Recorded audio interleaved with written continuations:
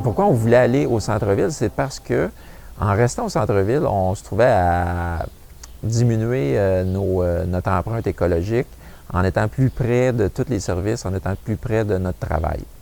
On a trouvé une vieille maison qui était destinée à la démolition. Et puis, on a décidé, nous, de lui redonner son lustre d'antan. Donc, une vieille maison de 1857 qui était vraiment laissée à l'abandon. On a acheté. Donc, on est dans l'îlot des Tanneurs ici, qui est le premier parc industriel de la ville de Québec. L'îlot des Tanneurs parce qu'il y avait des tanneries. Donc, la maison, comme je vous dis, lorsqu'on l'a achetée, c'était dans le fond à peu près dans les 5 maisons les plus délabrées de Saint-Roch. Puis ce n'est pas peu dire parce qu'il y en avait plusieurs. Donc, je ne suis pas le seul à avoir fait la rénovation. Et puis, ça prenait un certain brin et d'imagination et de lunettes roses là, pour acheter une telle maison puis décider de la remettre en valeur puis de garder son cachet. Parce que successivement, avec les années, il y avait eu de la rénovation souvent mal faite, souvent bâclée avec des matériaux de mauvaise qualité qui n'avaient pas perduré dans le temps. Des réparations mal faites, de l'électricité donc était à refaire, plomberie, isolation, la fenestration, la toiture. En termes là, d'amélioration de l'isolation de la maison, qu'on était complètement en dehors des chartes.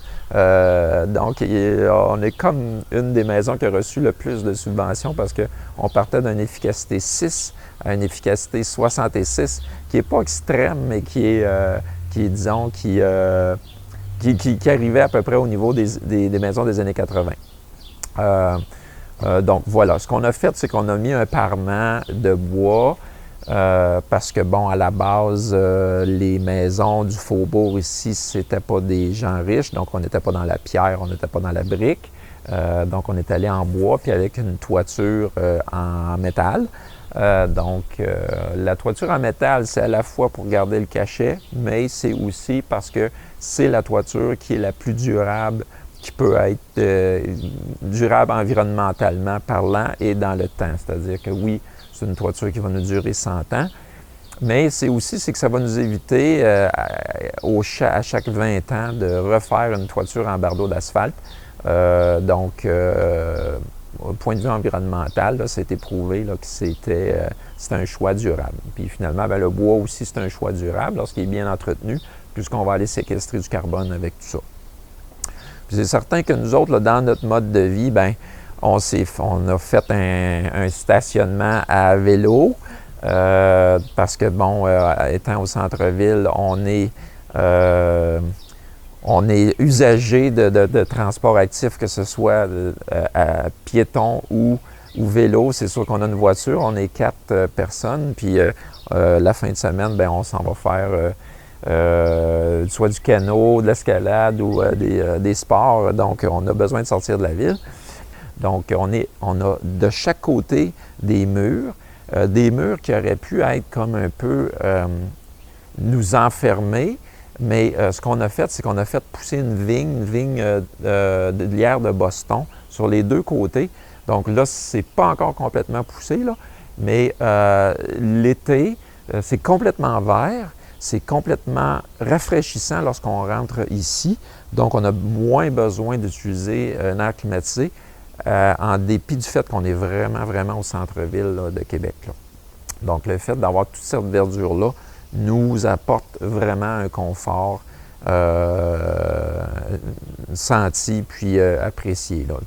C'est sûr que c'était surprise par-dessus surprise. Par exemple, le bas des murs de 3 des murs était pourri. Puis donc, une maison pièce sur pièce, ça tient sur ces murs là, principalement. Donc, il a fallu reconstruire 3 des murs. Mais bon, ça paraît pas trop. Mais donc ça fait partie des surprises quand on achète une vieille maison puis qu'on commence à la démolir. T'sais. Après ça, il y a la notion de l'opération, c'est-à-dire l'habiter. On est dans une superficie de 1300 pieds carrés. On est 4 personnes. Donc, on l'habite vraiment à chaque centimètre est habité. Et puis donc, en faisant ça, c'est que bon, ça devient une bâtisse qui est moins grande à chauffer, ça prend beaucoup moins de matériaux aussi, mais aussi c'est qu'on s'est donné des défis environnementaux de façon annuelle. Par exemple, on a installé un récupérateur de chaleur des eaux grises, par exemple. On a installé des thermostats programmables. On a installé un compost. On a commencé à faire de l'agriculture urbaine. Donc, on a planté des arbres fruitiers. On a donc mis en place plusieurs concepts environnementaux dans la maison pour finalement que ce soit aussi l'opération qui soit l'opération de la maison qui soit environnementale.